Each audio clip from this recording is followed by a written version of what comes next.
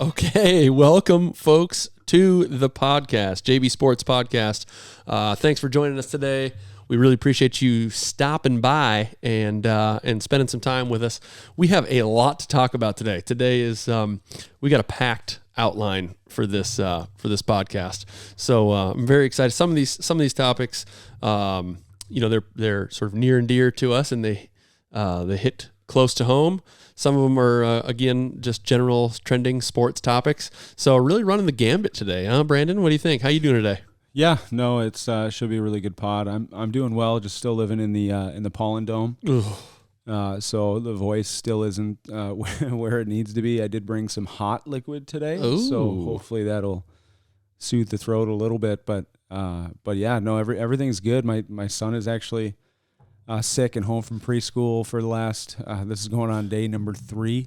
It's a nightmare. Yeah. Kids in preschool are just, it's crazy. They come home with the most like my sister watched our son so we have a 5-year-old, and my sister and brother-in-law watched him when we were having our other son. And they were both sick afterwards. They said, I don't know what he's bringing home from preschool, but they were sick for like 2 or 3 weeks. And our kids go to so for those who don't know, our kids go to the same school, and they basically alternate. So, Josh's kid will be sick for a little bit, then my kid will be sick, and it's not even the same thing. It's different stuff. Yeah, that's what's crazy. Like same time. Like clearly, so we know this, but so my son just has been out of school for the last 3 days, and today's his first day back, and literally last night. I guess you guys have been battling for a couple days now, right? Yeah, but not really. So he threw up one morning. Right. One morning, and then was absolutely fine. Totally normal, right? Totally normal the whole day. Right. Like all good. And then yesterday he started going to the bathroom like bad. Uh-huh. No fever. Hit him on the other end. Hit him on the other end. So came out of one end one morning, and now it's coming out of the other end. But like, it's totally different than what we've got, or than what we had. Like it's the complete. I mean, none of those. We had none of those symptoms here. It's like these preschools. It's so funny. We signed up for the Lysol wipes. You know how everyone says he brings supplies and all this stuff. We brought supplies at the beginning of the school year. And, we got an email, I don't know, it's been a couple months now, and it was like, hey, we're running out of Lysol wipes, so, we've gone through them quick. Can someone bring more? So we signed up and brought like a, super pack, like a huge pack. And so it's clearly not, it seems like they're cleaning, you know what I mean? And, sure. and that was actually one of the reasons we chose this preschool early on, was just, when we did the tours of all the other preschools in this area, like this school is like, the classrooms are always, and they seem like they're in some relative order, and they're clean, and they have all these cleaning procedures, especially now after COVID. Geez, so sure. Anyways, my point is like, and anyone who has kids, any of you out there, I mean, you guys are probably listening to this like, yeah, okay, like move on. I get it. Like, this is just life. But I mean, that's just how it is. Like these schools are just, it's like they're breeding grounds. And I'll tell you what, it's so funny that, to have your sister and brother-in-law both get sick after, how many days did they watch them? 3? 3 days. 3 days. You know who was fine though? Huh? My son. Yeah, exactly. yeah, they got sick. That's right. They got sick, and like, he wasn't even sick. No, he wasn't sick. Yeah, so they're just, they have not been experienced or exposed to those parent sick germs. Having those germies. That's right. So, anyways, we're battling over here, both of us, both Howler and I. Kids are just battling through some stuff. I guess to be expected, and on top of it, this whole thing started talking about allergies. We've got that going on as well here in this house, and same for you. So we're getting through that. What else? Anything else going on in your life you want to talk about? So we could talk about this. We have a trip coming up tomorrow. Yeah, we do. Yeah, we do, baby. So it's an annual trip that we take with a bunch of our buddies. We all get together, and we get rent a house for the weekend, and we play basically 2 or 3 rounds of golf, depending on the weather, depending on where we're playing, that sort of stuff. But so that starts tomorrow. which is super cool. Yeah, that's a once, like you said, once a year, right? And so, I mean, the cool thing about this trip, I think, is it's a cool group of guys, and it's a group of guys that really don't get to. I mean, obviously we'll see like some of the guys here, some of the guys there, but this group never gets together except for this one time a year, right? And for me, I mean, I think the same is probably true for you too. I don't really take a lot of trips, like I don't really do the whole like golf trip thing or vacation thing. You guys get out and do more stuff, but I mean, like, something like this really is the one time a year that, that we do this like big golf trip, where we're planning well in advance. We're booking, a lot of people. It's a lot of people. That's true. A lot of people, a lot of rounds of golf. Like we go to, you're wearing a hat from one of my favorite, my favorite courses. Going to the mountains. So we sometimes go in the mountains. Some good golf to be had in the mountains. Yeah, and that's probably one of my favorite courses. Some gambling to be had in the mountains. Little gambling, little golf. That's a good trip too. Fun stuff, but that's normally a lot low key, right. 2-day trip. No planning. I mean, except for booking a hotel room in advance, right? Right. And actually, funny thing about this hat, that since you bring it up, this hat was not actually purchased at the course. I got this hat. So the last time we went, where he's talking about, I was there like a day early, and it was just so happened, or half a day early because of work. So I had some business to do that was near where we were in. Not gambling. No, correct. Some actual business. I was actually working, which worked out well, which turned out well, by the way. That's great. Closed the deal there. So, but I had a day to kill, and I wasn't just gonna, sit at a blackjack table all day or sit at a slot machine all day or whatever. I did do a little bit of that. It's just not as fun when you guys aren't there, but I had a nice dinner, enjoyed a dinner by myself, and I got to just kind of walking around the old casino there, and turns out there's a pro shop for the like a golf course literally a pro shop. Yeah. And it's in the casino. Yep. That's how big of a deal the golf is maybe in that area. I mean, people really, I think they go there for the casino and for golf. Well, I hope you know that you can get a $5 per round discount if you stay at the casino. That's true. So the room will cost you a ton of money, but you can save $5 on your round of golf.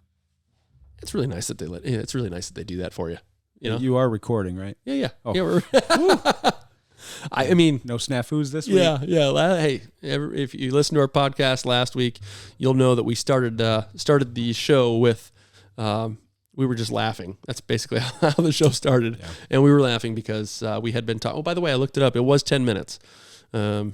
We kind of had an over-under going. I think I said, how long were we talking? 10 minutes. You thought 15. It was 10. So anyways, no, this week, started right on time, baby. We're good. Yep. And that hat is a nice hat. It's a sick hat. It's my favorite hat. And it's also from probably my favorite golf course. I played one in Tennessee. I can't even remember the name of it that I think I liked a little bit more. But that course is cool with the elevations. And also not to mention that we get to go up there. We gamble a little bit. Yeah. We have a good time. But we're also going to have a really good time this weekend. Yes. Unfortunately, it's a full weekend. Yeah. Fortunately, unfortunately, I cannot attend Friday, Saturday, and Sunday. Mm-hmm. So I'm not going up to Pinehurst and spending the night or like hanging out with the boys. Right. I am going to golf Friday, and then I'm coming back home and I'm coaching a soccer practice on Saturday. There we go. That's not why you're not going for the whole weekend, though. Well, no, I also have a newborn at home, and I want to make sure that everything is good there. So my wife, my lovely, beautiful wife, was nice enough to let me go play on Friday. Yes, which is cool. I was, obviously when this trip first came up, we were all talking about it. You're like, oh man, I just don't think I'm gonna be able to go this year. And then he went through this this period of time where he was like, well, maybe I can do something to make it work. And then he's like, no, I don't want to do that. I really just don't want. He's like, as much as I'm gonna miss the golf and the trip and everything, he's like, I really just don't want to do that. So I think it's cool. What you came up with is awesome. You get to go play some golf tomorrow, see everybody, say what's up, and come on back. Win a little money again, hopefully. Yeah, hopefully for you, as long as that money's not coming out of my pocket, that's fine. And then you'll head on back. We actually co-coach the soccer team that he's mentioned. Our sons that we've already talked about being sick. They're also, not only they go to the same preschool, but they're on the same soccer team. Yep. So we got Coach Howler over here going to be coaching them up on Saturday. So you got a nice, hey. Sprints all day. That's what we're doing. We're doing sprints. Best conditioned team in the league. Yeah. 5-year-olds. So I was, my high school soccer team. So for those, so I played high school soccer. I was a decent player. I was never really skilled. My family is actually like, I've had uncles that have played D1 and like they own the scoring records at a D3 school. Like I didn't know that until last, like, I don't know, whenever we talked about that last, I had no idea that they were all that athletic. Oh yeah. We, like one of my uncles is like one of the winningest coaches in New York State history for high school soccer. Right. So soccer runs in the family. I always played soccer. I was always well conditioned when I was younger. So I went through a few phases. I went through I was really, really skinny phase. And then I went through a chunky husky, like shopping in the husky section of Sears back when they had closed. Oh, yeah. Well, I still have closed. Sears. But Sears, the husky section. Yeah, okay. Wait a second. Wait. Was it? It wasn't called the husky section. Oh, they were, I think it was. They were like husky.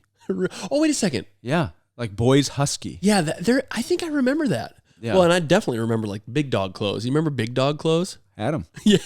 Had them. Had them. I did too. But mine were hand-me-downs for my brother. I did not need the big dog clothes. Well, and your brother was really in shape. And so I was not. I was a little chunky. Yeah. Okay. Husky boy. And then I went through another phase where I was like really skinny. Mm-hmm. Really skinny playing soccer. I was a pretty good soccer player. I was really aggressive. I didn't, the skill side of the house didn't transfer over to me.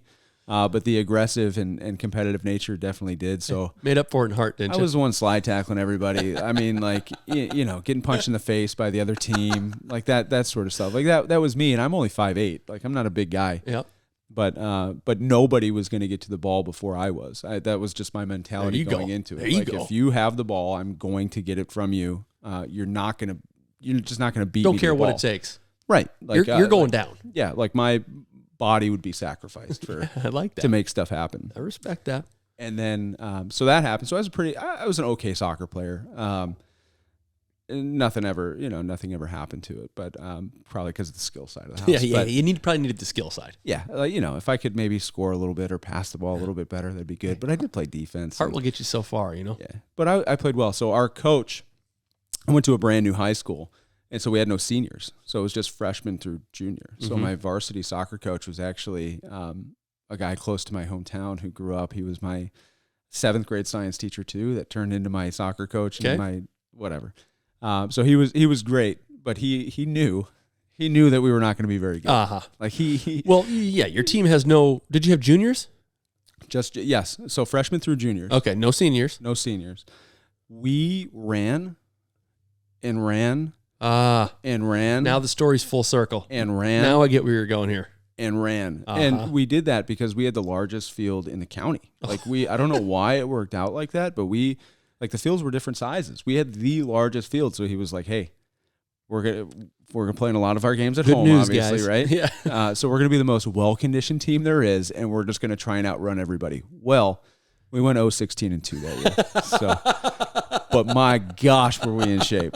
We were in such good shape. Oh my gosh! Now the next year we came back, we went 9-5-4. See, there we go. So next year we came back, went 9-5-4. We played a really good team in the playoffs and ended up losing, but we were also still made the playoffs. Really well conditioned. There we go. So classic coach speak. Hey, we're gonna be the best conditioned team in the field. Yeah, and so now I'm also so you asked me how I'm doing. Yeah. So Josh and I have been working out quite a bit lately.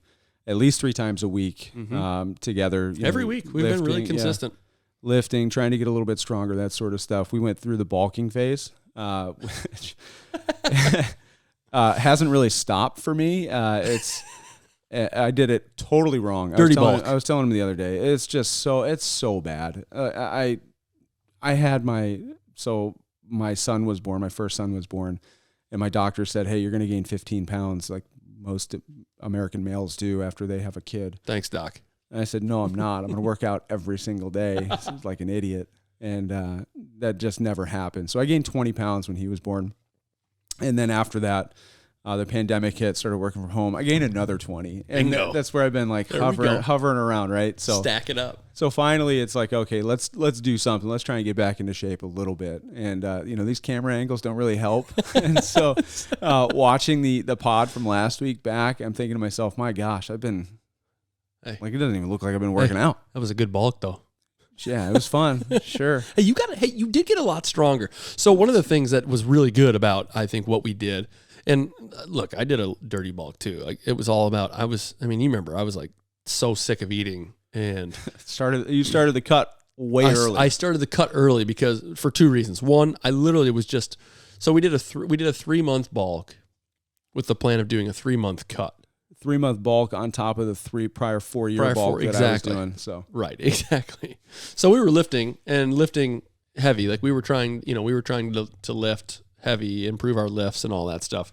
The goal was like, let's get big. Yeah. And then let's get small and try to not lose any muscle and trim it out, like you see on the TV, like you're supposed to, like on the internet, sounds great. Sounds awesome. So we're, I think we're both guilty of a little bit of a dirty bulk. I did not care it was fun because I didn't care what I ate. I did track to make sure I was still getting the right amount of protein every day and the calories. And that's what I'm still doing, by the way, but just less calories. Yeah. And so anyway, I didn't care what kind of food it was that was getting me there. I needed the calories I needed were so high that I was like, Whopper? Yeah, sure, I'll have a Whopper. Let me go get a second lunch over at Chick-fil-A, like whatever it takes. So I know what you mean. And that's why I started the cut early. It was because I was so sick of that, like eating like that. And then I ultimately hit my weight threshold where I said, I hit this weight. Time. Yeah, it's time. It's time. I mean, look, when you get out of breath tying your shoes, it reminds me when we played hockey. You bend over and try to tie your skates. And you're like, and it hurts. Yeah, exactly. Like my Dunlap's disease is getting caught up in my like hockey shorts, and I can't tie my skates. What's Dunlap's disease for everybody? Oh, right. Go ahead and explain it. Yeah, it's when my gut Dunlapped over my belt. Yeah, I struggled. I've struggled with.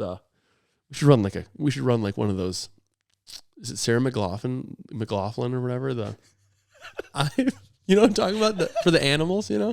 Okay. We should run. Yeah, we should run one of those. The really sad commercials, or maybe just make it like if you struggle from Dunlap's disease, there is hope. So, anyways, we're both battling right now. I would say, just to put a bow on this, and then we can jump into some of the other stuff that we have planned. We're both cutting right now, working through trying to trim down, slim up a little bit, lose some fat, and you're doing pretty good. Thank you.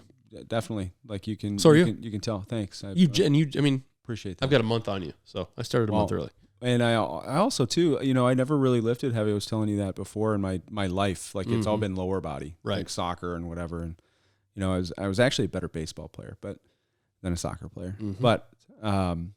But I've never really lifted heavy or done anything like that ever. Yeah. And so it was pretty cool. I think in 6 months I was able to. What did I add? It wasn't even 60, 4 months. Yeah. 60 pounds to a bench. Yeah. Like to be able to rep it. Yeah. Yeah. So it's been pretty cool. You got a lot stronger. A lot, like all of it. Anyway, thanks it's like for dad strength. Thanks for bringing that back, because that's where I started that whole rant. Was one of the things that we've done well is every single workout. We both have workout logs. Every single workout. Which, by the way, folks, if you're out there and you're trying to do any sort of body transformation or program or lifting or eating right or whatever it is, like first of all, I've always been big on goals. Like I'm a big goal guy. Set a goal. Mm-hmm. And make sure that you have ways that you can, track and measure those goals and so on. But these workout logs, I would highly recommend any of you out there get a log so you can write down as you're going. One, because I think it keeps us honest, and it also helps for looking back at what we did before. But the biggest thing is like the motivation. I think for you, I will say, and forgive me for saying this, I'm not trying to be rude. This is the longest I've seen you like really stick to something like a workout program like this.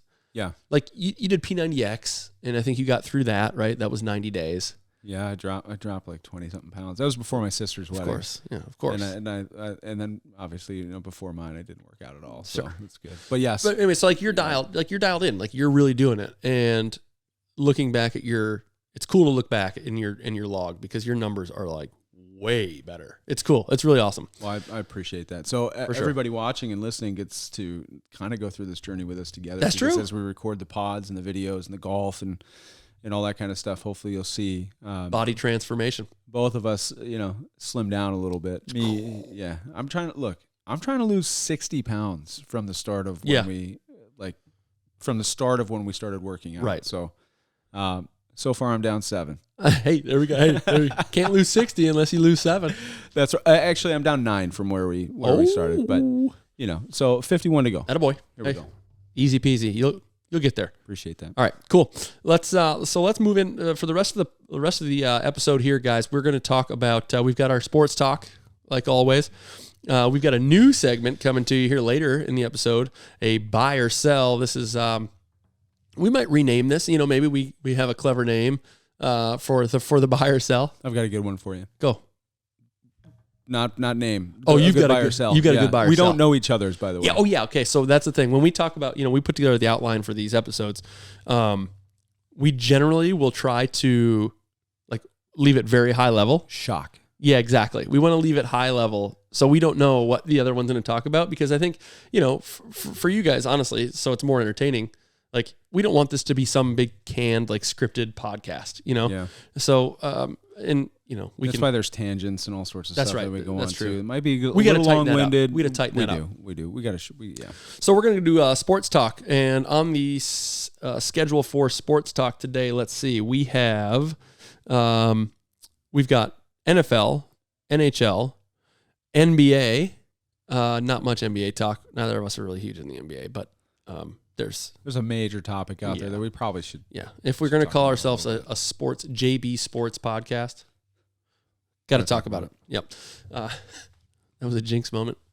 So anywho, it's NFL, NBA, NHL, and then, like I said, buy or sell. So we're also going to I didn't mention golf because I had sort of lumped that in with our golf trip. But let's start with golf. So a couple things to talk about here. Obviously, the players just had the Players Championship. So that was, I tell you what, I was going to say fun to watch. It was fine. It was good. I think Scheffler is just, awesome. Yeah. But here's the thing I wanted to talk about. This is the thing that you didn't know I was going to ask you. So, okay, Scotty Scheffler wins. Okay. Yeah. And he, plays well, never really worried about, coming into the final round, he was never really worried about losing, I don't think there. It would have taken a big blow up from him coming down the stretch. Yeah. So, but with that said, the news in that tournament was, I think he's the world number 1, Jon Rahm, right? Is he still the world number 1? Scotty is now. But I'm saying before the tournament, he was, right? John, I think. Yeah.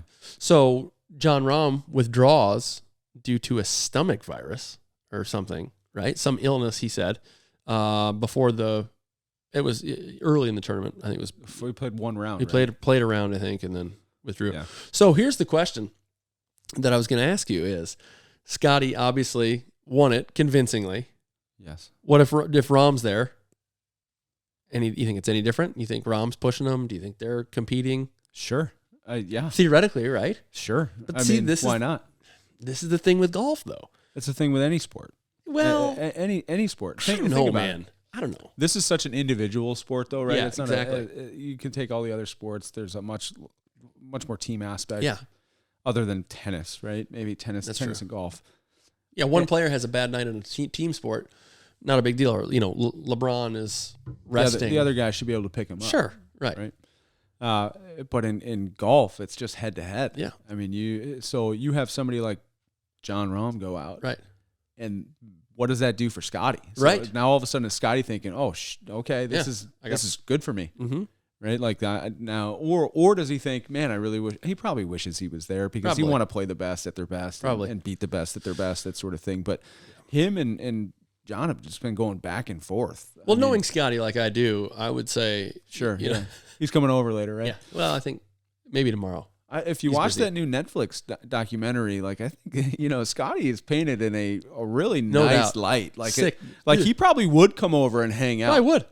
If he had the time, because he's Yeah, I mean, Pinehurst is down the road. We're talking about it now. Come on down, Scotty. You never know. Scotty. Yeah, Scotty. Hey.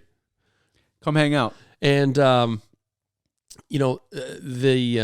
golf videos on the JB Sports YouTube page, if you want to play around the golf, Scotty, we'll play with you. John Rahm, hey, fine. Sure. Look, you don't have to beat me up about it. They can play. I'll let them play. Yeah, if they want to join us. That'd be fine. I would take strokes, though. Oh, no. Yeah. Here we go. Probably about 40 of them. That's a callback. That's a callback. So anyways, yeah. Also, I think the other thing that I wanted to talk about, too, with this is Scotty Scheffler's Masters. Yeah, and the Masters is coming out right around the corner. It sounds... Okay, so tell me about it. So here's the menu. Yeah, by the way, folks, I intentionally haven't looked at his menu. The hors d'oeuvres. Okay. Ready? Mm-hmm. You like one of them, you're probably not going to like the other. Okay. Cheeseburger sliders. Yeah. Okay. I mean, those. Come on. Hey. Yeah. Right? Come on. Of course. Yeah, that's good. Sounds delicious and good. Second hors d'oeuvre, firecracker shrimp. Oh, I actually would love those. That's sweet Thai chili and sriracha mayo. I would. Interesting. I wouldn't even be able to eat the second course, I think, after the hors d'oeuvres. We started going to, I don't even remember what restaurant it is, but as a family with the in-laws, I can't remember what restaurant. I always get it mixed up. But that restaurant, whenever we go there, we always get the firecracker shrimp. Mm-hmm. And it's gotten to the point now where, like, one isn't enough. Oh, like everyone like secretly battles. Yeah. To like get them. But you want to be nice. But you want to be nice. Right. You don't want to look like too much. You finish them off, right? So maybe you take you take one of the first ones. No, my brother-in-law just orders his own now. Yeah, he just that's like what he gets for his meal. That's phenomenal. Yeah. It's great. Because he was he was the culprit. He was taking it from everybody. He would. Okay. He was nice. I mean, he was nice about it, respectful. He's a nice guy. But he is a very nice guy. And he was always, though, you could tell, the man wanted some more. He's like, so I think so did everyone else. Right. So now he just get two. That's right. Yeah, smart. Anyways, so hors d'oeuvres are a big win for you right now. Oh, absolutely. I think the soup is going to be massive win, by the way. I think the soup you're going to enjoy too. It's a little bit off the cuff, but I think you'll like tortilla soup. Ooh, chicken tortilla? I think it. I don't think there's any. I think it's just tortilla soup. A meatless tortilla soup. A meatless tortilla. There's avocado, crisp blue tortilla strips, sour cream, cilantro, and lime. Okay, sounds. I think it's like tomato biscuit, like that type of thing with some tortilla strips for a little crunch. Yeah, that sounds good. Look, wow. I will say, I mean, I usually have chicken in my tortilla soup, but that sounds like a good tortilla soup. Maybe it is. So far, I'm eating all of it. Okay, right. Main course. Okay, you'll eat this too. Texas ribeye steak. Yes, I would. Yeah, I would eat all of that. Yeah. For those that are more fish lover, it's black and red fish. Okay, so they have a fish option. So a beef and a fish option. Yeah, I definitely. I mean, that's folks. What do you think? Let us know. You can obviously comment or whatever you want to do. You on the what is it? Black and red fish. Black and red fish. Okay, you on the black and red fish, or are you on the Texas ribeye? Why is it called a Texas ribeye? Does that just make it sound good? Is it the cow from beef Texas? Is probably from Texas, I would think. The cattle is probably from Texas. Yeah. Maybe they're raised a little bit different there. Well, everything's bigger. That's right. So also, so the sides: family style mac and cheese, jalapeno cream corn, fried Brussels sprouts. Okay, I'm gonna get some flack for this. And seasoned fries. Of course, got to throw a fry in there. I think a lot of people like Brussels sprouts. I eat them. The way my wife cooks them is like the best. That's smart. That's the. I see what you're doing here. I'm not working. I see what you're doing here. Calm down. I'm not working, but it really is. She doesn't. It's simple. I think the way she does it is probably like olive oil seasoning, but the way she roasts them, they get a nice crunch on them. Yeah. You know what I'm talking about? The crunch there. But not too far, because if it goes too far and they're burned, boy, are they bitter. They're nasty. And she does a really good job with that. But when you go to restaurants, I don't need all the crap on them. I don't need the blue cheese sprinkles or the, A lot of people don't like blue cheese. Right. So anyways, I digress. That made me think of, sorry about the Brussels sprouts tangent, but I'm not a Brussels sprouts guy. Fried Brussels sprouts? They sounds like they could be crispy and good and delicious. Okay. So I don't know if I've never seen that. I've never had fried Brussels sprouts. Are they battered? I don't know. I don't know. I would assume everything else sounds really good. Oh yeah. So I'm trying it. I'm trying everything. That's true. Smart. See, that's good. Okay. I'm trying everything. That's smart. I didn't think about that. Take into consideration the whole menu. It's all good. These are probably going to be good. Here's my other thing with this. Okay. Is if I'm offered that's a sick menu. the Texas ribeye or the fish, Yeah. I'm all 100 times going to take the Texas ribeye. Yeah, 100 out of 100. I think I would enjoy the fish more than the ribeye, though. No way. But I would never order it. What? Isn't that weird?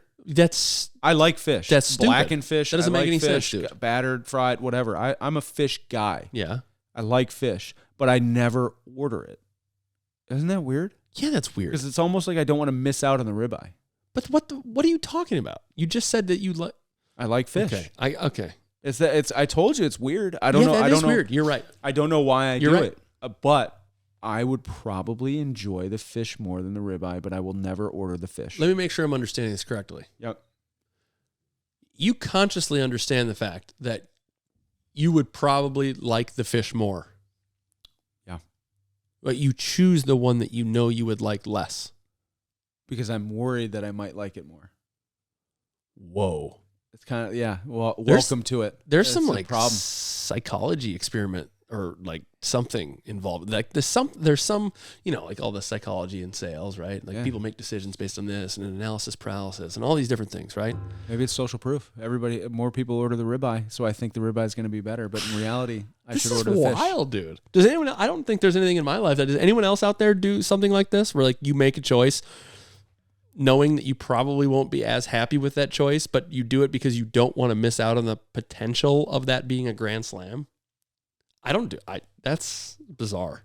Problem. Okay, sick menu, Scotty. Sick. The sick fish menu. would also help my weight line and cut too. But Smart, yeah. It's not done. Wait for dessert. Oh, there's dessert. But Yeah. wait, there's more. Yes. Warm chocolate chip skillet cookie with milk and cookies ice cream. Yeah.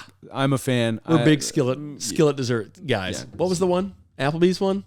Oh, yeah. The maple butter bread. No, that's Applebee's. Wait, did you say Applebee's? I said Applebee's. Yeah, that's Applebee's. Sorry, I was thinking about the milk and cookie skittle. The guy got lost. Yeah, I got lost in dessert. That's probably why I'm a big boy. But yes, Applebee's had a maple walnut blondie. That's it. Skillet. They have another version of it now. It's just not as good as it was 10 years ago. Dude, that skillet blondie. Oh, unreal. It's my favorite dessert, actually. My favorite dessert is also something that my wife makes, I'm sure. Oh my I'm just gosh. kidding. It's smart. It's now, so smart. See, now I'm working. You should. See, now I'm working. It's smart. That was a joke, though. No, that blondie was unbelievable. I mean, that blondie was incredible. Okay. Delicious. So congrats, Scotty, for the way to players. go, Scotty. Yep. And congrats on the menu. It sounds delicious. And if you ever want to hang out with us over here, we're more than welcome to. And we can serve up a menu just like that. I got a grill in the back. I'll grill up some ribeyes, some North Carolina beef. Why don't you try my wife's Brussels? Okay, we'll get it going for you over here, Scotty. We'll get it going. We'll get some. Come on some through, roast man. Brussels sprouts.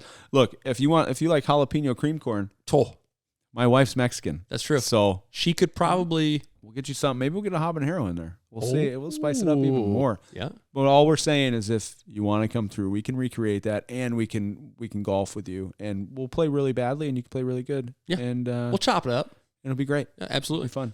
It'll probably be one of the more fun rounds that he has. Yeah. No pressure. We're a good time. Okay. Hey, look. Same thing for Rom or any. Yeah. I mean, somebody wants to play, we'll play. Look, we'll play. Only 1 through 5 in the world, though. I'm not. Yeah. Once you hit the top 5, give us a call. You're 6. Try harder. Okay. Yes. What are we doing here? Nothing. We're just bull crap about golf. Okay. So, Masters coming up.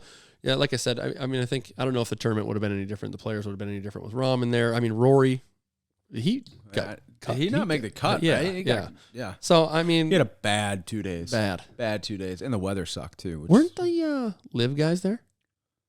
No, I don't think so. Really? The live guys can play in the Masters.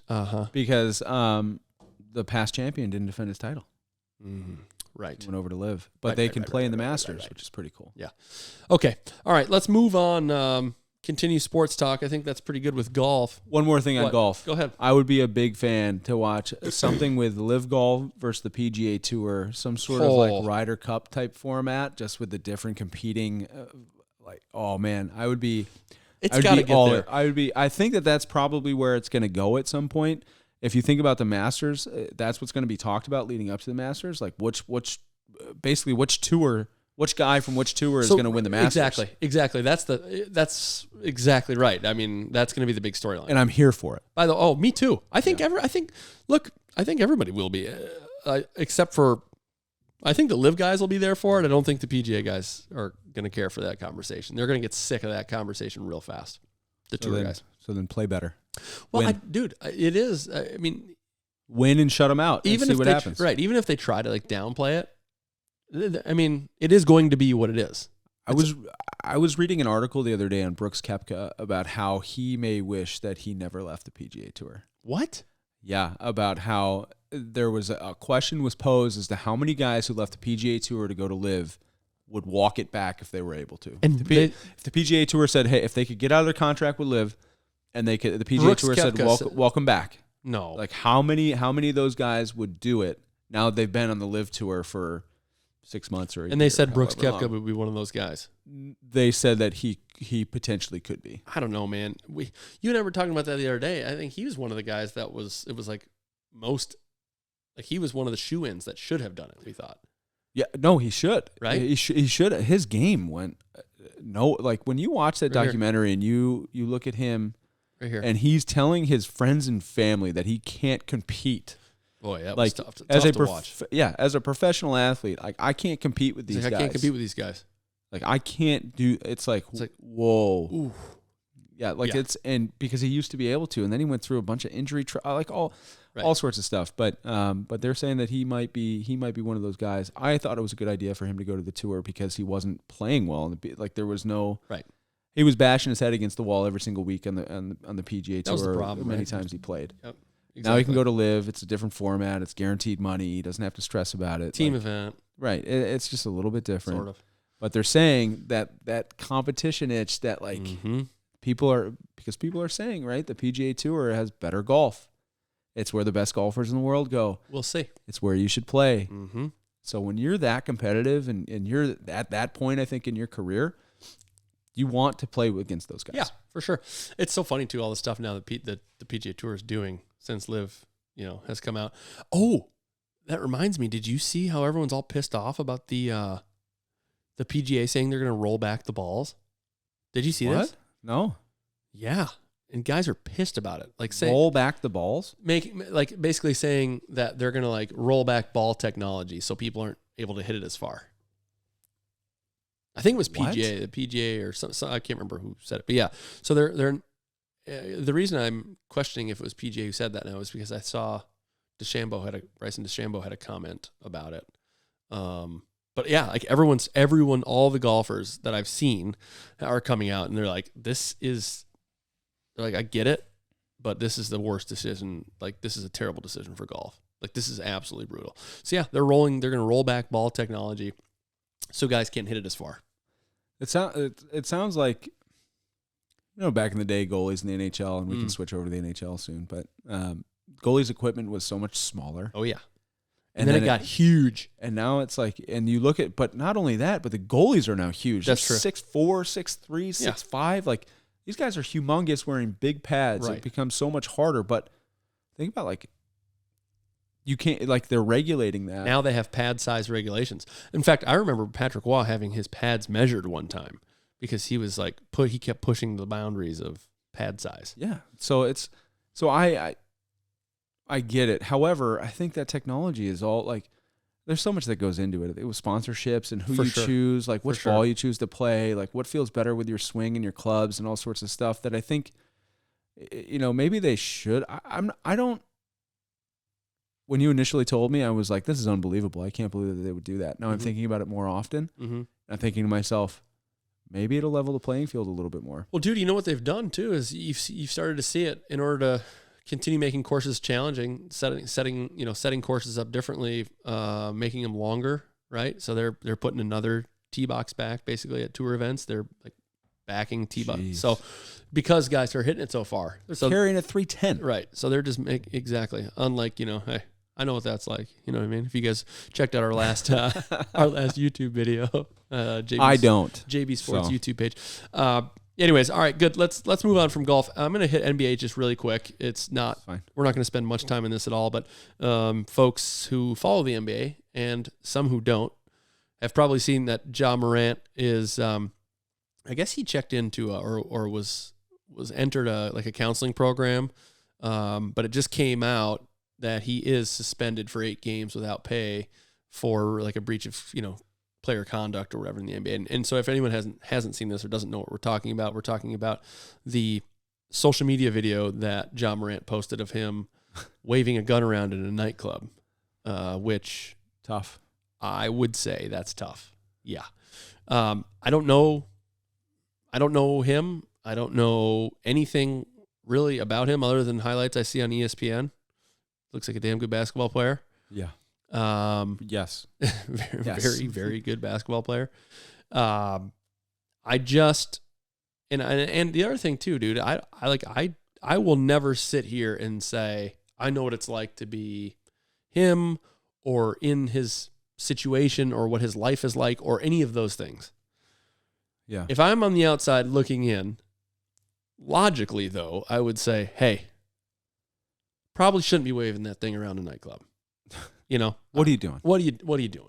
Yeah. Don't do that. But again, like I said, I have no idea. I have no idea what his life is like or any, We're not in his shoes. No way. And so I will never, I'll never judge him or, judge someone for if I'm not in their shoes, if I don't know what it's like. So, but I will, like I said, I guess my opinion on the matter is like, oof, that's tough. Probably shouldn't have done it.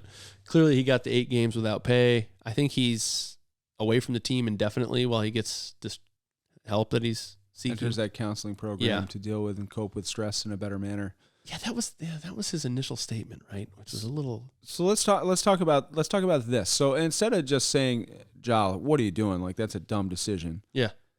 Why don't we talk about things he could have done instead?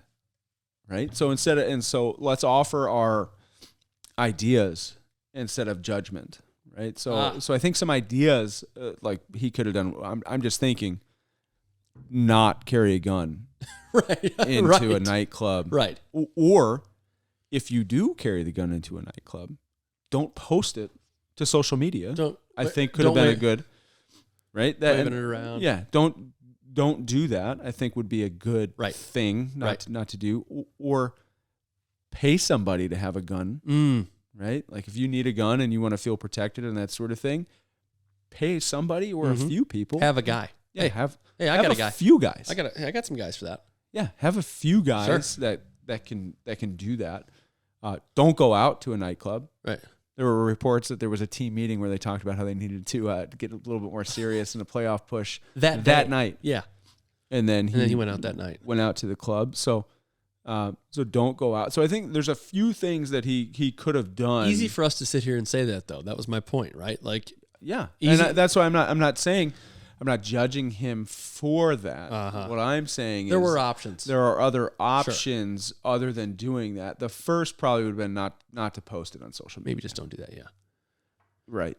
Like you're an athlete. You're a public figure. Yeah. I'm not going to pretend to know an iota of the stress that he is under to perform as one of the best basketball players in the world. Right. On a team pushing for the playoffs and what that is like. Yep. I can tell you that I get stressed out. I like to have a few pops. Sure.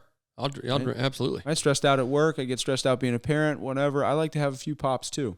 Right? Yeah. So I agree. I can totally understand that, but I just don't think you need to be waving the gun around on social media and all sorts of stuff. That's where we would have done something differently. Right. But I also hope that he gets the help that he needs, right? If he is, dude, if he's struggling or whatever it is, right? Like again, we don't know what he's going through, and we don't know. Like, fine, if you need, and it sucks that thankfully no one got hurt or nothing really bad happened, and. If he was battling and, needed a wake up call, this seems to have been it. So, anyways, we'll end the NBA talk with that. I think, if If he needs the help, hopefully he's getting the help, and that's great. True. Yeah. And we obviously want what's best for him. He's good for the league. For sure. Like we wish him nothing but the best. Did you see? You don't like seeing stuff like that, man. No. And the fallout too, like suck. I mean, you don't want to see somebody that kids look up to. For sure. That's exactly right. Like kids look up to. Everybody's on social media right now, and they're watching somebody that they idolize or that who they want to be. Yep. Wave a gun around a crowded nightclub and a VIP site. Tough, like man. It's not, Can't do it. Yep. Like you don't want that. Did you see the Alabama player now has an armed security guard because he's been getting death threats? The one that was involved, the one that brought the gun to the murder. Are you serious? For his then teammate. Yeah. So he's got a guy. He's got a guy. He's got a guy. Wow. I did not see that. So he's got a guy. Yeah, it's just getting kind of crazy. Yes. Crazy out there. It's wild. So we hope everybody's safe and everybody is okay. Yep. Get better. Because nobody... If you need help, get help. Anybody. Yeah. And nobody wants to deal with, like, imagine the stress that that guy is under now in Alabama. Like, being involved in something like that, first of all, and now having, like, threats on your life and being worried enough that you have an armed security guard with you. No, I can't imagine that. Right. No, like I can't. That's crazy. So hopefully everything goes well for everybody, everybody involved, and that's not taking away what happened in Alabama, which is an absolutely horrendous. Yeah, let's move on. Horrible situation. You want to go to the NHL? No, I want to go. I want to go to the NFL. Oh, contract city. Okay, so this is again. We don't need to spend a ton of time in the NFL, but it's chaos right now. So obviously, everyone has seen all the Aaron Rodgers stuff, and I, for one, am surprised because I've been telling. I mean, you know what I've been telling you all along. I thought there was no way in hell he would go to the Jets strictly because of the whole Brett Favre thing, right? He doesn't want to play the Dolphins. That's why. Twice a year, maybe in the playoffs. He got sick of playing the Vikings. Is really what it comes down to. Sure. So it sounds like, and I didn't realize this, but this just came out yesterday, I think, on the Pat McAfee show. He was saying, I guess Rodgers said that when he went into the darkness, the dark mode that he went into, Rodgers, whatever that, anyway, we'll just keep it moving. He was 90% going to retire. And then he came, I guess he came out and said that his intentions were to keep playing, and then he wanted to play for the Jets. So the reason I was surprised by this is because that's what, right? Favre went to the Jets. So, sure. I guess he doesn't really care, but I mean, his entire career, everyone knows it's like his name and Favre are synonymous with each other, like Packers quarterback, yada, yada, yada. Favre awesome. Good, really good. Favre did this before Rodgers was here. Favre did this. And now he's going to the Jets. So anyways, that was one interesting one. Well, I guess he's not. It actually sounds like the Packers are holding the deal up. Well, the Packers want 2 firsts is what I was reading, and the Jets are like, well, you have a quarterback that's got a $50 million right. Right. What are you gonna do? Yeah. So we'll see how that all plays out. It looks like he hasn't said so much, but it looks like if he plays, he's only going to play for the Jets. They're going to work it out. That makes the Jets contenders immediately. Yeah, it's crazy too because Would you give up 2 first-round picks for a trip to the Super Bowl this year or next year? Yeah, 100%. Of course, 100%. At the same time, the Jets are going to jet. Is that a saying? I think Jets. Jets. That's right. So we'll see. We'll see how that all plays out. I thought it was so funny when what's his name? The quarterback, the young Jets quarterback, for Pete's sakes. What's his name? Zach Wilson. Yeah. So Zach Wilson was like in January talking about how he's going to make this. Like people were saying, hey, what if they bring a veteran quarterback in? He's like, well, I'm going to make the guy's life a living hell in practice. now it's Aaron Rodgers. Good luck. Yeah. Hey, best of luck to you. So, anyways, just a few. I've got the phone out here because I've actually, there's so many wild like transactions or even just releases that I literally couldn't remember them all. And so I saw that the Eagles decided to keep James Bradbury and get rid of big play Darius Slay.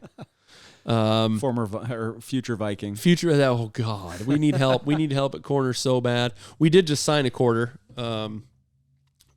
and I don't know if it would be awesome. I would definitely take Slay. Staying in the Vikings division, NFC North. I saw that heart and soul of the Lions if you watched the Hard Knocks at all. Besides, Motor What a good season. Oh, by the it way. was sick. Holy cow. Yeah. Besides Motor City Dan Campbell, because he is he is the heart and soul. MCDC. MCDC. He is sick. I like Dan Campbell a lot. Anyways, obviously one of the big characters was Jamal Williams, and he was with the Packers first, right? I mean, he played at the Packers, I think, and then now at the Lions. I don't know. Maybe he's played for other teams as well. But anyways, long story short, they released him. The Lions released Jamal Williams and signed David Montgomery. Yep. Which I don't know. I think most would argue that makes that backfield better. The Lions said they cut the wrong running back. Lions fans. The Lions fans said Lions fans online on Twitter, which is obviously true. Right. But they facts. Twitter facts. Yeah, they said they should have gotten rid of Swift. Really? Yeah, gotten rid of Swift, signed Montgomery, and kept. So that's what I mean, though. Heart and soul of the team. Jamal Williams, everyone loved him, so he's gone. Good room guy. Yeah, seems like a good on field guy too. Yeah, for sure. He's a good player. He was scoring. He scored a lot of touchdowns last year. Dynamite. Okay, gonna rattle off a few here. Cowboys just released Zeke. Interesting one there, right? I guess Tony Pollard is their guy. They only signed Pollard. They just re-signed Pollard for a 1-year deal. My father-in-law loves the Cowboys. Yeah, well, I don't. Yeah, no, me either.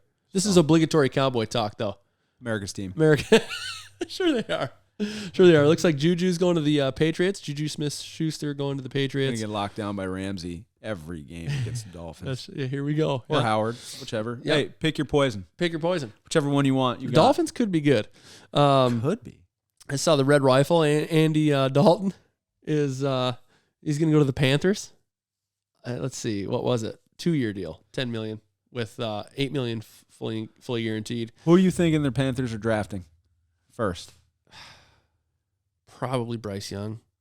You think so? I don't know, man. Probably. I mean, that's where he's another tiny quarterback. So that's where I see him in a lot of mocks, a lot of mock drafts. I don't know. I don't think it matters. Not to sound. Panthers stink. Wow. Well, sorry. It's true. It's true. I don't think there's any way the Saints don't win that division next year. Yeah, I agree. Although, speaking of, what was it? I think I saw Baker Mayfield signed with the Bucks. Oh, yeah. Hey, boy. Never know. Boy. Okay, so we've got Bradbury's deal was actually with the Eagles was pretty big. And then Waller really surprised me. That was, I think, a few days ago or a week ago. So they traded him for a 3rd-round pick. The Raiders did. And, interestingly enough, I did see a stat about Waller's production over the last year or two, and it has dropped. It has dropped off significantly. And I think maybe some injuries were involved in that. But anyways, that one surprised me because, I thought pretty highly of Waller. Jimmy Garoppolo, obviously, to the Raiders, which is where I thought Aaron Rodgers was going to go. Yeah. Some of these contracts, though, are just bizarre. Like, let me see. The Bradbury one, let's see. Here he is. This James Bradbury deal, 3-year deal worth $38 million, $20 million fully guaranteed. I think in the NFL, it's so weird and crazy to me that contracts just don't mean a thing. They just don't. They don't matter. They're all restructured. They're all. It's all players' options, team options. Like it's all about the guaranteed money. Guaranteed money is the only thing that matters, and it's just so. It's so like you saw Patrick Mahomes' contract was restructured today. Yeah. To make more cap room, and it's like how it's so weird. There was exactly. They the Saints I think restructured Michael Thomas. Yeah. Like that's the thing. You're right. You know what? It's such an interesting. You're right. It really they don't matter. The contracts don't matter. It's the guaranteed money that matters. Yeah. It's all about the guaranteed money. But can they restructure a contract and keep the same amount of guaranteed money but spend it differently?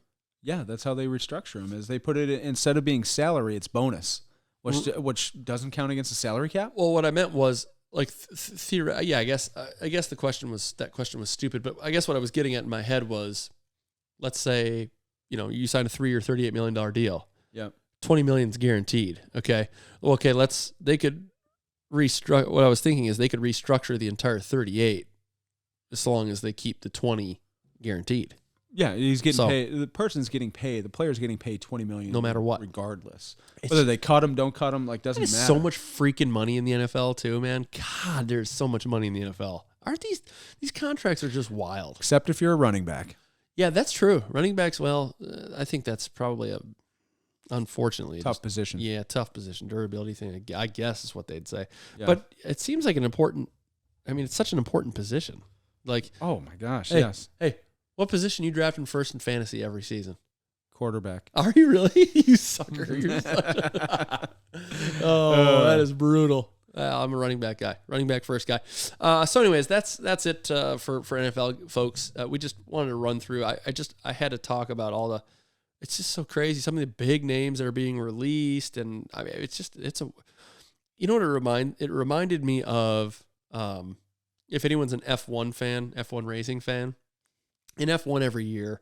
Shout out Netflix. Hey, way to go, Netflix.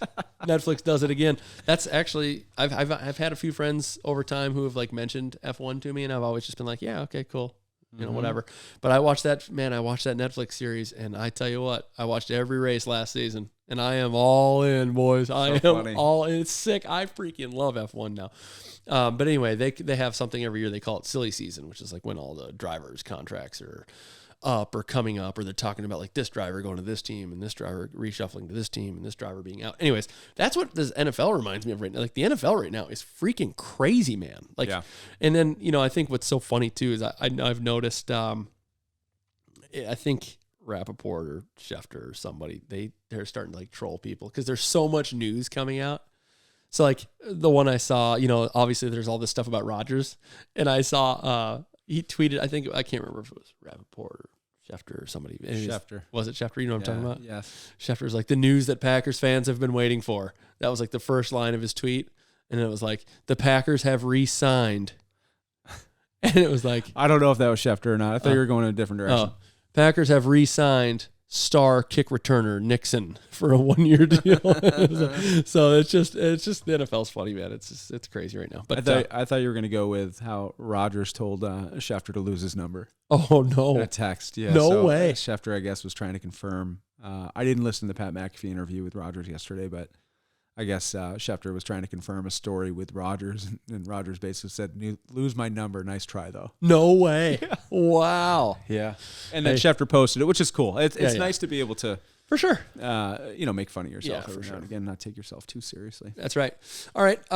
So what do you got for us for NHL? We'll hit NHL, and then we've got, like I said, folks, we've got a pretty good buy or sell coming up here at the end. So let's go through the NHL quick here.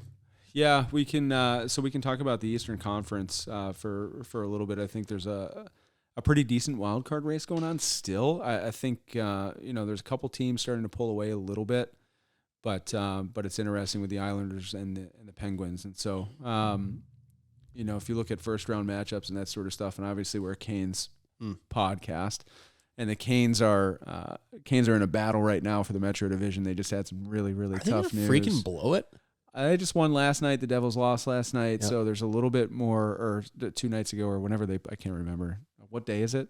Remember, our kids are sick. Tough to say. Yeah, it all blends together. So they just lost, or the Hurricanes just won the other day and the Devils lost. So the Hurricanes are still 2 up with a game in hand. Yeah, that's good. On the Devils, which is good because you want to play the Penguins instead of the Rangers. Yeah, for sure. If you're the Hurricanes. Especially if you're the Hurricanes. And especially because Svechnikov just went down for the entire year and the playoffs with an ACL. And you know what's funny about that is I noticed he took like a knee-on-knee, I think against Vegas, in Vegas. How long ago? Like a while ago? A week or 2 ago. Yeah. And I was like, oh man, that looked like it hurt a little bit. And he kept playing and kept playing. And then the other night against Vegas, he like tweaked it on the ice and no contact. It wasn't a contact thing. He just kind of tweaked it and looked at it, came out, came in. Whatever, but the guy played the third period with a torn ACL. Sick. Like that's, but that's what you're missing in the playoffs. Mm-hmm. Like that's the unfortunate part about it. So are they done? No. You being a homer? I think if they no. You think they can win the cup without Svech?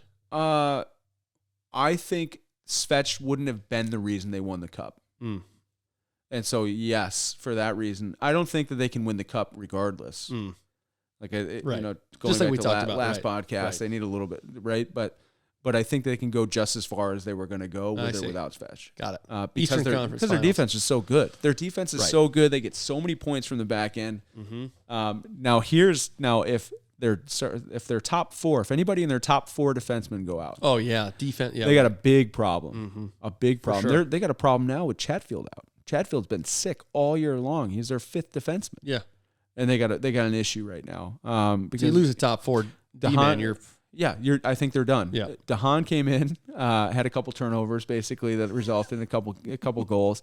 He gets pulled out. Dylan Coughlin gets put in, who hasn't played that great all year long.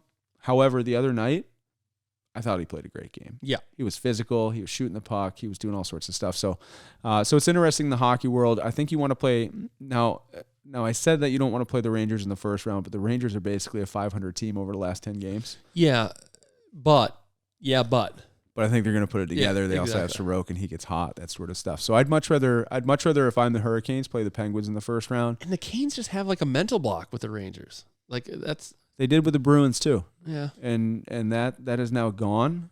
So I think maybe the Hurricanes want to play the Maybe you Rangers want in the the first Rangers. round. They That's want to right. exercise those demons right. and see what happens. But Yep. I can't believe I'm saying I'd rather play Crosby and Malkin and Letang Isn't that crazy? and that group over the Rangers. But I think you do. I think you do. I too. think you do. And so we'll see. We'll so see. that's a battle. Yeah, that's going on. I'm still not past the battle with the Devils. I just the game in hand is good. What do they got? They're up. What do the Canes got? 2 points. They're up 2 points. Yeah. Okay. So they get 2 points in a game in hand on the Devils. Is it crazy? I mean, it's not crazy to think that they could blow it. Oh no! Like that's close. Yeah. Like this is a battle here. And I thought all along that the Hurricanes went through a rough stretch a while back. Then they were winning 15 straight games with points and all sorts of stuff. I thought that they were going to go through another rough patch. I think they've gone through it. The problem is when you look at the Hurricanes, right? They thump the Tampa Bay Lightning. Thump them. Boy, that was wild. 6-0. 6-0. I mean, just Kicked them. The Lightning are like 3-5-1 in their last 9 games. They're not playing good at all. Yeah. So that's the. And then you go from that, and then you go to Vegas, and you go to New Jersey, and the Hurricanes drop those 2 games against Vegas and New Jersey, which are playoff teams, right? And it's interesting. We'll see. We'll see what happens. I think in the Western Conference, I'm going to back Paul Bissonnette. I think the Los Angeles Hockey Kings are coming out of the Western Conference. I Biz think has like 6 teams. Yes, but You're going with one of his teams, the Kings. Which also happens to be one of my teams. Right. I get my Western Conference team is the LA Kings. I think that they're putting it together. They're playing really well. Sure. I was watching them against the Islanders the other night, and it was a battle. And then Hockey Kings. Matt Martin, bad penalty, and then Parise with a knee on knee, 5-on-3. All of a sudden, it's 4-1 LA Kings, and never look back, which is really great. So it's. Who are they looking at first round if they're in? They'd be looking at Edmonton right now. Okay. Potentially Edmonton. Okay. So a battle of last year's interesting playoff series that went 7 games, which could. And I think you take Edmonton has no goaltending right now. Yeah, none. that's I think right. You take the Kings in that series right now. I love playoff. Playoff hockey's the freaking best. You know who I don't want to see in the playoffs? Love playoff hockey. Who? The Wild. Hey, how about That's that? who I don't want to see in How the playoffs. about that? They're playing nasty right now. See? They're playing nasty. Hey. So that's news around the NHL. Here we go. Quick news. Yep. Unfortunately for the Hurricanes, Andrei Svechnikov is out for the rest of the year. He's a big part of their team. For sure. But and interestingly enough, Martinook also got kneed the other day. And so in Carolina they do a Canes cast or Canes corner, which is basically they bring players into Backyard Bistro down by PNC Arena. They give an interview, every fans come and all sorts of stuff. Andrei Svechnikov was supposed to be the person that was there this week, right? So he gets injured. He has surgery. I think today is the day he's having surgery. So they backfill him with Martinook. Oh no! And then he gets freaking kneed. Martinook takes a knee on knee, and they cancel it. Oh, did they really cancel it because Martinook was under the weather? Oh gosh! So who who knows? And that third line for Carolina has been ridiculously good this year, and he's a big part of that. I'm getting such a bad. He's also a glue guy, heart and soul glue guy.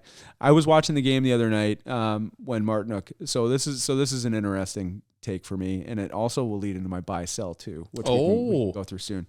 But Okay. Martinook gets hit at the blue line with a questionable hit. Big crowd, right? Big crowd comes around. Like Jesper Foss is there. I think Stahl, maybe Burns, whatever. It's like a 3-on-1 going the other way now. Okay. Whistles don't go. Oh, whistles don't go. But the boys are scrapping. But they're gathering. Okay. Gathering. I see. No gloves hit the ice. There's no whistle. They go down and they score. The Winnipeg Jets. They go down. They score. 3-on-1. Bury one. 3-on-1. Bury one. Okay. It's like, oh my gosh. First of all, your guy gets hit. He's hobbling off the ice. Right. He's down on the ice. Nobody really does anything besides show up, and then they get scored on. Right. And then, so I'm thinking to myself, oh my God, like they're not going anywhere. They're getting beat in the first round of the playoffs. Yeah. Like they're done. Yeah, that's like bad. This is done. If the gloves hit the ice, somebody drops the gloves. Chuck them. Play stops. Yep. Play stops. No There's goal. no goal. Yep. Right? You're sticking up for your teammate. Exactly. The boys will gladly kill that penalty. Absolutely right. That sort of stuff. So I'm thinking to myself, oh my gosh, they're gone. So what do? 2 minutes later, they come down. Brady Shea snipes one. There we go. I think maybe less than 2 minutes. Maybe a minute. Boys are back. Right? So they come down, they score a goal. And then I think they scored another one too. I can't remember the turn of events, but then Stefan Nason comes out, gets the guy to go. Drops the gloves. There we go. Now I'm thinking to myself. He's like, wait a second, we got a squad here. Here we go. Wow. Hey, boys are battling. Wow. Yeah. Like this is a good teammate. Stefan Nason is AHL scoring leader last year. Should have dropped him. Told around for the NHL a while, right? Comes out, drops him. It's a nothing fight, because nobody on the Canes can really go. Maybe I think Burns is probably the only one, but he's had a concussions issue, so he doesn't really drop him that much anymore. He ain't doing that. Or at all. But I think that he's probably the one that can go, or like a Martinook or whatever. But Stefan Nason comes out, does what he does, sticks up for his teammate, lets him know that, hey, there will be, like, if this continues, whatever. If this continues, there will be a response. Like that. Not only are we going to go down and score on you, but then we're going to fight you too, right. which is great, right? Yeah. We'll pot one first, and then we'll just go ahead and bury you. However, what I wanted to see there is as soon as it happened, there's a team response. You watch the Lightning, who have gone to 3 straight Eastern Conference Finals, or 3 straight Stanley Cup Finals. Right. Watch what happens the other day when D'Angelo spears Corey Perry in the nuts. Yeah, doesn't fly. It's a dog pile. Also, he speared him in the nuts, which is sure. God. Yeah, but Corey Perry's fine. Yeah, I think. Yeah, sure. but Corey Perry probably deserved it a little bit. Whatever. Yep. But you watch the whole team, or you watch the Lightning against the Hurricanes, and it's like they're going at people. And that's what they do. Like, that is a team. That is everybody that's riding for each other. They're there for one another. They're sticking up for each other. They should have dropped him immediately. That shouldn't have been a, hey, let's gather around this guy. Let's push and talk or whatever. Like, right. Weak. What happened? They just scored? Why is the horn going off? Yep. That should have been done and dusted right there. Yeah. Chuck him. Immediate response. Bury that dude and let's go. Immediate response. So it's like when we talked about Brady Tkachuk challenging the bench the other day for the Red Wings. Somebody needs to step up and either take a beating or give one. That's right. Like it's a team sport. Right. Everybody is in it together. And you watch your brother. Physical team sport. Sport. You got to have that. You watch your brother go down. Yep. Like, there needs to be a response, and it can't be that people are coming in and just kind of shoving people a little bit. Hey, watching the puck go the other way, ended up in the back of your net. So I bet Brind'Amour was pissed. So how does this? So tell me. So here's the interesting part about the Brind'Amour thing, by the way. Brind'Amour on our favorite show, The Aftermath, right, comes out, or he's talking to the press, and he talks about how he doesn't like to see that type of response because somebody could get hurt. No, he didn't. Yes. No way. Yes. He said, I like it when the guys stick up for each other, but I don't like to see it done in that way because somebody could get hurt. Oh, man. That is surprising. Now I'm confused. Yeah. Now I'm conflicted because what? I thought that he wanted a guy like Delorier And maybe what he means is because he knows his team. He knows that he doesn't have guys like that on his squad. Yeah, that's true. Right? So maybe he doesn't want them. I think truth. Yeah. I think he's still a little scarred from the Svechnikov-Ovechkin fight in the playoffs 4 years ago. Think so. Watching his 18-year-old potential superstar go down with a broken jaw and a concussion. Get pumped. Like, I think that he's... Dude, that's crazy. Maybe a little gun-shy. I would have never thought those words would come out of his mouth. Me either. Okay, so hang on. You said that the topic we were talking about there plays into your buy or sell. Yes. What is it? I got a big sell. You're selling. Okay, hang on. Ladies and gentlemen, this buy or sell segment is brought to you by... No, I'm just kidding. We don't have any sponsors. But we're open to it, though. So, sponsors, come on down, and we'll talk about you before our segment. Seriously, we got a buy or sell segment. It's a new segment for us. We're actually really excited about this, and we'll probably continue to do it each podcast, especially if you guys like it. So, buy or sell. Go ahead. So, I got a big sell. Yep. So, the Quebec Junior League. Wow. Well, right. Quebec. Yeah. I think it's the Quebec Major Junior Hockey League. Oh, okay. Is going to ban fighting. Okay. You're selling it. Big sell. Big sell. They are going to ban fighting. I am a big sell on this. I'm a big sell on this because it's part of the game. And I know that people are going to come at us or at me or whatever, because I know that you probably feel the same exact way I do about this. I know they're going to come at me and they're going to say, but it's safer. Kids shouldn't be fighting. It's juniors. It's all that sort of stuff. Hey, I get it, right? I get it. But you don't have to fight. Yeah, and we don't want anyone getting hurt. Let's be clear. It's not that we want someone getting hurt. But here's the thing. If these kids are, and I can get behind this take, because if these kids are going to play serious hockey and they're going to continue playing hockey, guess what? They're going to get to a league where where fighting is allowed, and they're going to get absolutely pumped, and then they will get hurt if they don't learn how to defend themselves, or they don't learn how to fight, or you know what I mean? It's like we talk about, you can't protect. It's like we're going too far with some of the stuff. Like, we're trying to protect people, and then it ends up. It's like the book I'm reading, dude. It's exactly what I was telling you about with this book. Remember the allergies thing I was telling you about? Yeah. So there was this book I'm reading about how, like, parents and people in society today have, like, really good, they're trying so hard to do the right thing, and parents are trying to, like, protect their kids, because I'm kind of guilty of this. Like, I'm a very protective parent, and I know that. So I'm working on that, but. Anyway, I'll shorten this story. The point is, and there was this big study done that nut allergies have gone, like, super high in kids, right? And they're like, why are all these kids allergic to nuts now? And anyways, the moral of the story, or the outcome of this survey, was because there was actually less exposure to the nuts. Kids were not being exposed to the nuts earlier. So the study was like a group of kids who were genetically predisposed to potentially have this nut allergy. Right. They took this group, they exposed half of them to nuts early in their life and didn't expose the others, protected them from the nuts like we are now. Right. Protect them from the things that could hurt them, right? And the group who was protected from the nuts, that group of kids ended up having a significantly higher rate of nut allergies when they got older than the group who was exposed when they were younger. So same thing. It goes back to your fighting. It's a very interesting, and maybe that's just random happenstance. I don't know. But going back to the fighting thing, these are junior hockey players. These are people. These are guys who want to continue playing hockey.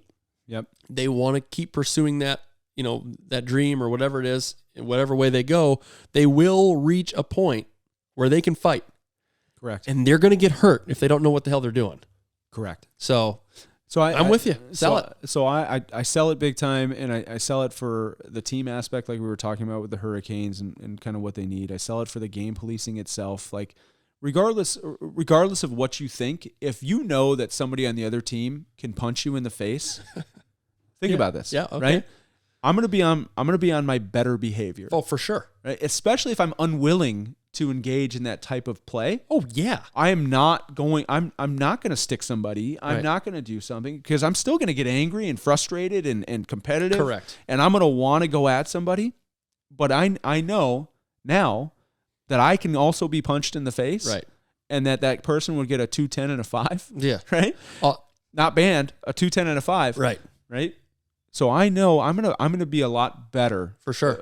or more well behaved than I was or would be if I knew that there was a ban on fighting, or the person, if they decided to take a swing at me, was going to get a 10-game sussy. Dude, if there's a ban on fighting, yeah, what? Okay, like, well, sure, let me go out there and I'll do whatever the hell I want. Exactly. There's no laws. That's like you said, it's part of the game policing itself, right? 2 most exciting things in hockey: goals and fights. Yeah, true. Goals and you're fights. going to take one of them out. Adam Sandler in Big Daddy said the most exciting play in hockey is penalty shot. Yeah, right. That's right. Yeah, goals and fights. Yeah, so I'm a big sell. I'm a big sell on I'm it. with you. I don't agree with it. The way it is now and set up now, you don't fight if you don't want to fight. You don't have to if you don't want to engage in that. But if you don't want to fight, yeah, don't stick somebody. That's right. Don't play dirty. Don't do something, or else you might have to. They're going to take that away. Yeah, and I don't think that that's fair. And that's me coming from playing beer league hockey, right? Yeah. But also, if my son was to play hockey, and it's like, hey, buddy, like, look, if you're gonna play a certain way, you need to be ready. For this. Mm-hmm. And if you're not, don't play that way. That's right. If you're not ready for this, then you can't do that. You can't play that way. All right. So here's the counter argument. What do you say if someone's like, it's junior hockey? They're banning it in junior hockey. They're kids. They need to learn. Yeah, that's what I say. You have to learn to play the game the right way. Yep. You need to. So think about this. Players get drafted because they play a tough, rugged way. Sure. And can drop the gloves, or willing to stand up for their teammates, that sort of stuff. Less of that now, but yes. Those kids won't be drafted. That's true.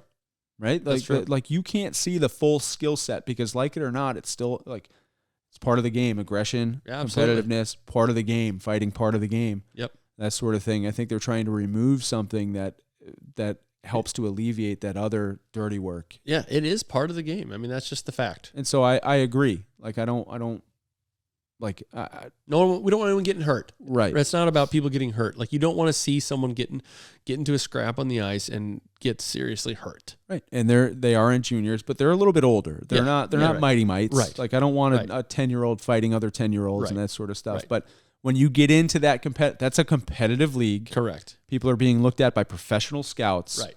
Like, you need to be able to showcase your entire skill set and the way you're going to play the game at the next level. If there is no fighting, and I get that fighting is maybe one every 5 games, sure, or whatever. It's not a huge part of the game. But if you're going to play a certain way, you need to play that. You got to show it. You got to be able to show it off, or else no one will ever know what you'll be like at that level. Right, and you're not going to be able to do that because they may think, look, if you're a dirty player,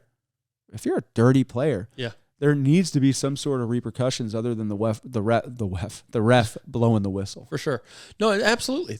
I think a lot of guys will tell you that's probably as big or bigger deterrent than some of the penalties they take, like, sure. I get 2 minutes for a slash. Okay. Especially let me break the guy's wrist. Right. Exactly. But you do that and, know that someone in their team's going to come, knock a couple of your teeth out.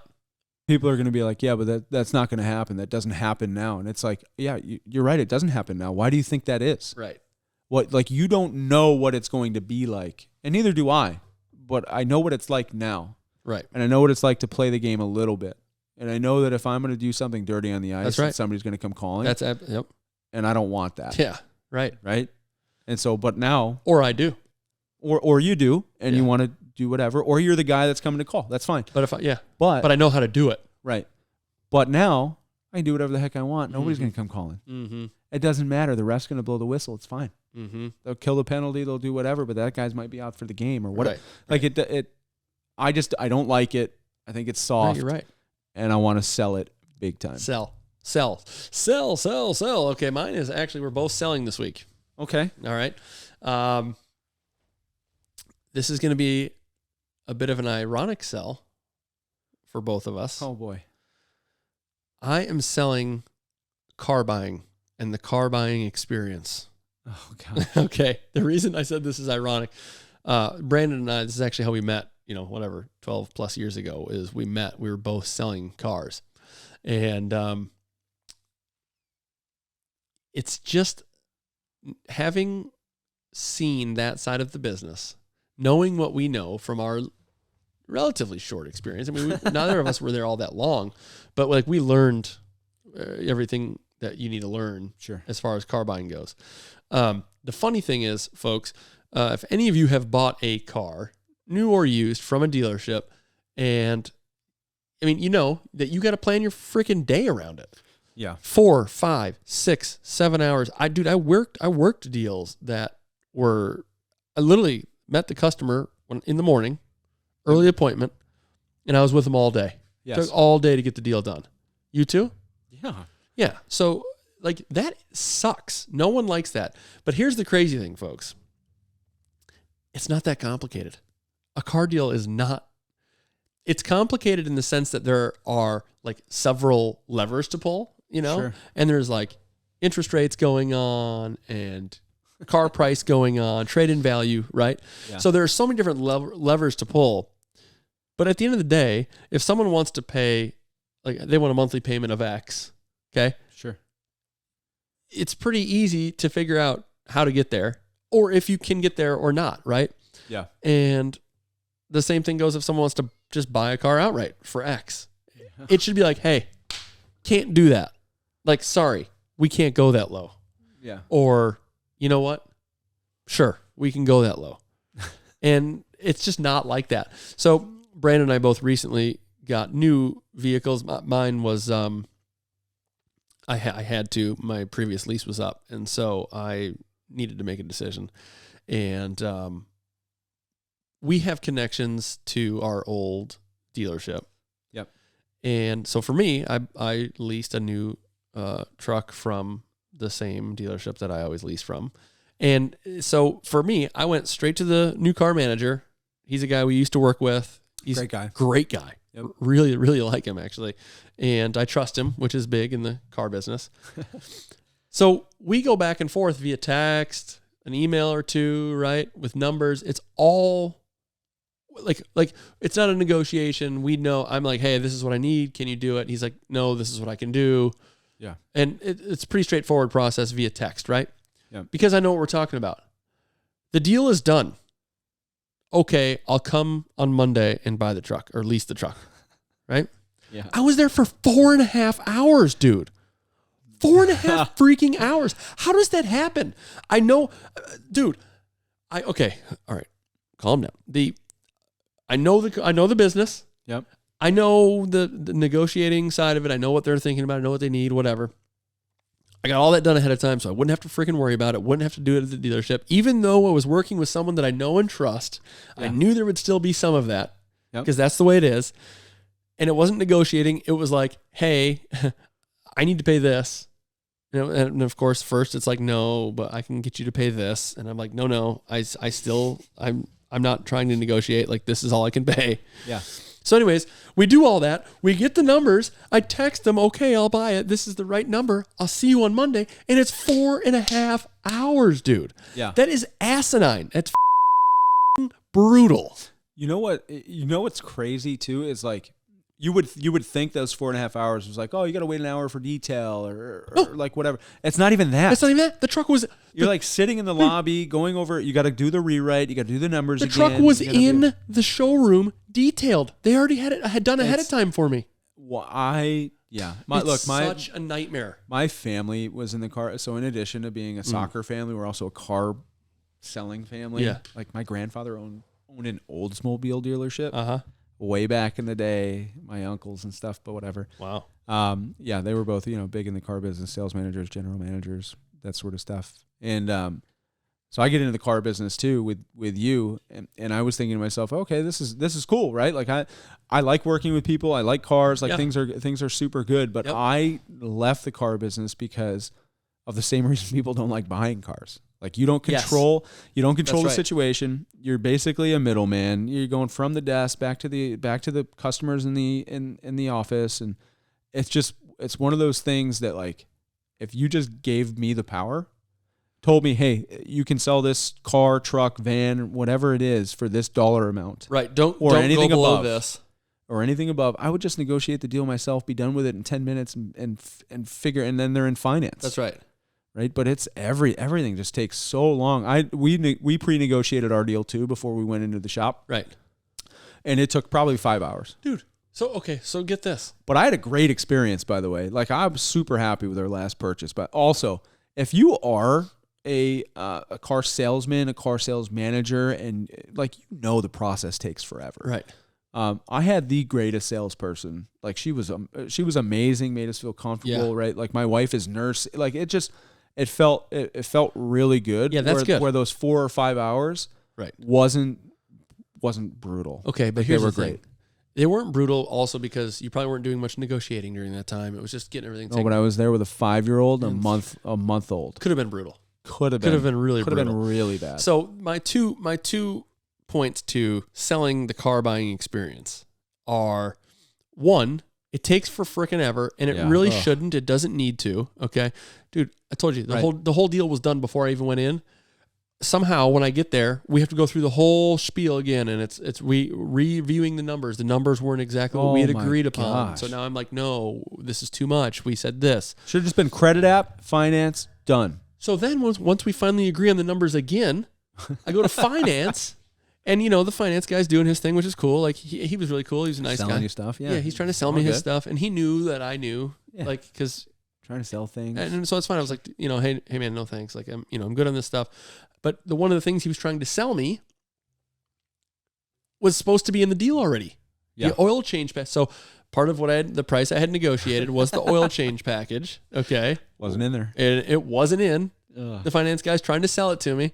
And I'm like, what are we doing? This is supposed to be in the deal. And I've already been. So, and look, this is nothing against, if any of you guys, you know who you are, if any of you are hearing this, you guys are all awesome. I've got no problems with it. It's just, it is what it is. This is the car buying experience. And for that reason, I'm selling it. It's an absolute nightmare. But the biggest reason I'm selling it is because I feel bad for all those people out there who don't know what we know. Yeah. And they're just they're either getting crushed, they're being lied to, they're wasting more time than they should or need to because they're actually going through the whole process of negotiation.